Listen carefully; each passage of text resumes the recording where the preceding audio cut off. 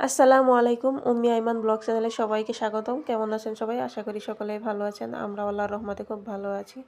বাইরের পরিবেশটা দেখেন একদম নিস্তব্ধ। সকাল বাজে ৮টা, তারপরেও বাইরে কেউ নেই। আসলে রমজান মাসে সবাই মনে হয় একটু দেরিতেই ঘুম থেকে ওঠে। এই তো রান্না করে চলে আসলাম। এখানে গরুর মাংস রান্না করব। পেঁয়াজ, মশলা সব রেডি করে রেখেছি। এবার কড়াইটা গরম করে আমি পেঁয়াজটা দিয়ে দিব। আসলে রান্না আমরা সকলেই পারি, কিন্তু হয়তো এক একজনের রান্নার ধরনটা এক এক রকম হয়ে থাকে। এই তো পেঁয়াজটা ভেজে নিয়েছি। এবার মশলাটা দিয়ে দিলাম। মশলাটা তো রেডি করাই ছিল। এবার আমি একটু কষিয়ে নিব।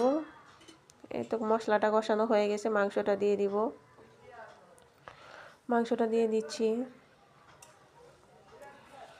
এবার মাংসটাকে ভালোভাবে মশলার সাথে মিশিয়ে কষিয়ে নিব। ঢাকনাটা দিয়ে দিলাম। এই তো মাংসটা অনেকটাই কিন্তু কষানো হয়ে গেছে। মাংসটা কষানো হয়ে গেছে, এই অবস্থায় আমি আলুটা দিয়ে দিব। আলু দিয়ে আরেকটু ভালোভাবে কষিয়ে তারপরে প্রেসারে দিয়ে দিব। আসলে আমি এইভাবেই রান্না করি, প্রেসার করে ডাইরেক্ট দিই না। আমার মনে হয় একটু কড়াইতে কষিয়ে তারপরে দিলে বেশি ভালো হয়। প্রেসার কুকারে দিয়ে দিয়েছি মাংসটা। আর এখানে আমি শাকটা ভালোভাবে ধুয়ে নিচ্ছি। শাক ভাজি করব, কলমি শাকটা। এই তো পেঁয়াজ, রসুন, কাঁচামরিচ সব দিয়ে দিলাম। এবার একটু লাল করে ভেজে নেব। শাকটা আজকে আর ভাপিয়ে রান্না করি নাই। অন্যদিন হয়তো দেখা যায় যে আগে শাকটা ভাপিয়ে নিই, তারপর রান্না করি। আজকে একবারেই দিয়ে দিয়েছি। লবণটা দিয়ে দিলাম। এই তো শাকটা কিন্তু অনেকটাই সিদ্ধ হয়ে গেছে। এভাবে খেতেও শাকটা ভালোই লাগে, আর সময়টাও অনেকটা কম লাগে। শীতের দিন রোজার দিন আসলে দেখা গেছে যে শাক ভর্তা এগুলো খেতেই বেশি ভালো লাগে, ঝোল তরকারির চেয়ে সবজি দিয়ে। এটা বিকেলে আমি কিছু ইফতারি রেডি করছি।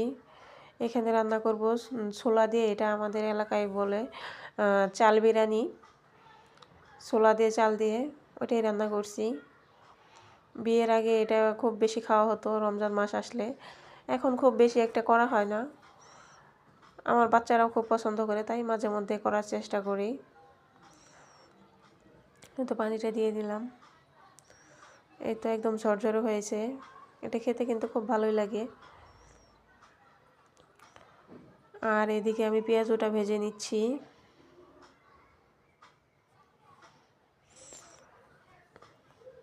এখন পর্যন্ত যদি কেউ আমার ভিডিওটি দেখে থাকেন, প্লিজ একটা লাইক দিয়ে দিবেন।